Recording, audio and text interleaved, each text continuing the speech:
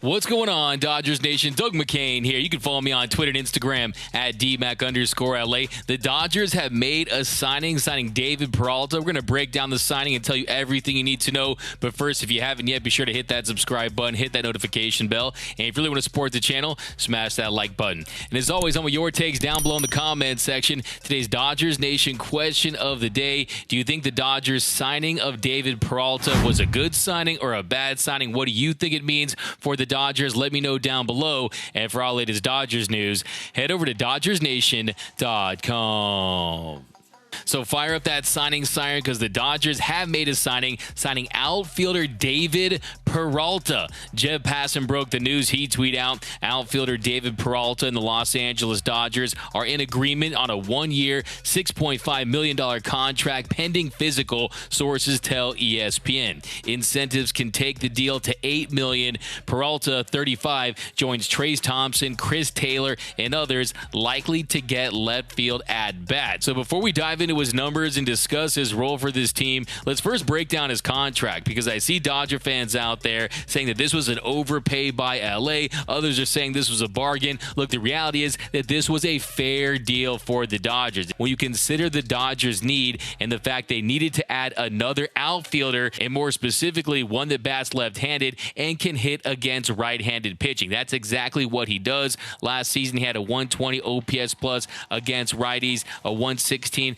WRC plus. He struggled mightily against lefties with a 38 WRC plus against southpaws, but this is a guy who is going to be platoon. Don't expect him to be your everyday left fielder, but when he's in the lineup versus righties, you can expect solid production because last season with two teams, the Diamondbacks and the Rays, he slashed 251, 316, 415, had a 315, weighted on base average of 104 WRC plus, so his bat was 4% above league average. He hit 12 home runs, played in 134 games, had 490 plate appearances. And if you look at Fangraphs projections for him for next season, they have him slashing 242, 306, 394 with a 96 WRC plus. So they have him as slightly below average at the plate. But if you look at some of his StatCast metrics, there is some promise. If you look at his average exit velocity, he was in the 75th percentile, max exit velocity, the 89th percentile, 73rd percentile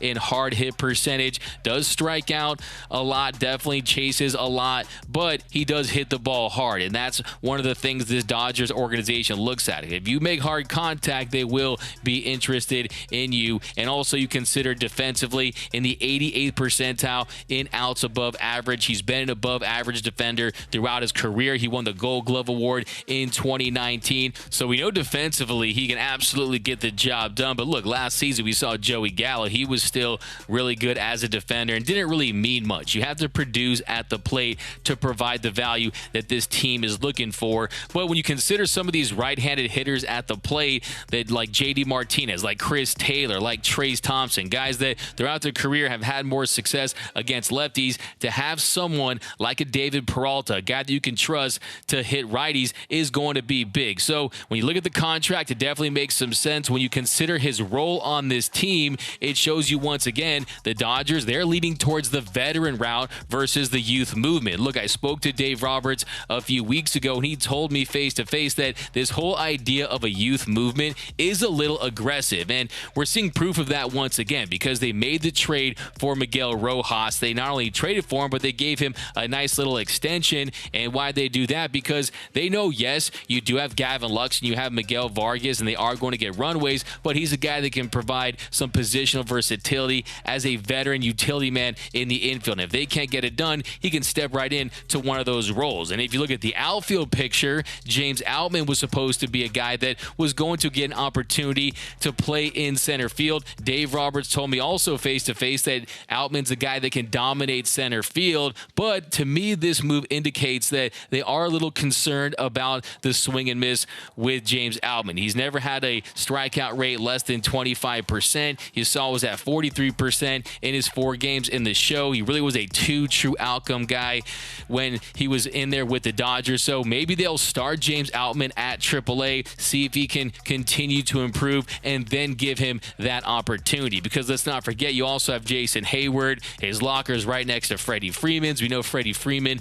was very instrumental in getting him in Dodger blue, so they're going to give him an opportunity to get some time. Maybe you see him on the bench. But yeah, I think what this is showing us that maybe the Dodgers aren't going to make a big trade for another outfielder. Maybe they aren't going to be involved in any Brian Reynolds sweepstakes, but that's going to be down the line anyway. And then also, this Dodger team, they are buyers at this point. I've said this entire time, they were never going to shave salary. They were never going to entertain the idea of maybe trading a Blake Trinan and attaching prospects just to try to get under that $233 million CBT number. That was never going to happen. Once it became $22.5 million after Bauer was reinstated, this team was all gas, no brakes. Okay, this team is trying to go for a World Series. They will only be buyers through the course of this season. And yes, they do have a lot of young guys that are going to get opportunities to play, but if those guys can't produce, there are more veteran options that can fill those roles. So yeah, for all this talk of the youth movement, the Dodgers just added another guy in his mid-30s,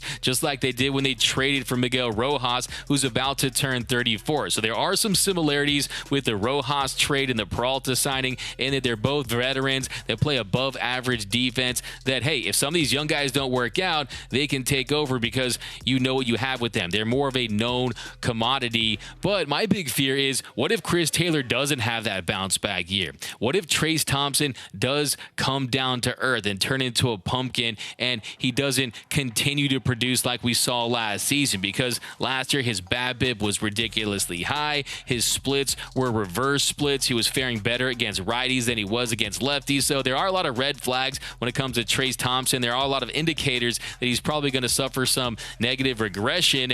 But then also you consider the fact that James Outman is a guy that I want to see get a real opportunity to play center field, because he's a guy that he's athletic, he's fearless. The way he times his dives is uncanny. The way he times his slides. This is a guy that I'm very confident that at the very least defensively can get it done in center field. The only question is, can he consistently hit big league pitching? Because we know he struggles against lefties. He struggles with striking out at the plate. Well, Dave Peralta is another guy that he struggles mightily against lefties, but against righties, he's more of a sure thing as far as being an average bat. So yeah, it's not a signing that really knocks your socks off. It's not saying, oh, let's suit up, we're World Series bound at this point, but it definitely is a window into what the Dodgers are going to be doing this season. It's another veteran. They're adding salary instead of subtracting salary. Their CBT number is close to $242 million at this point, which is getting further away from that $233 million mark. So if you're a Dodger fan that was concerned that this team might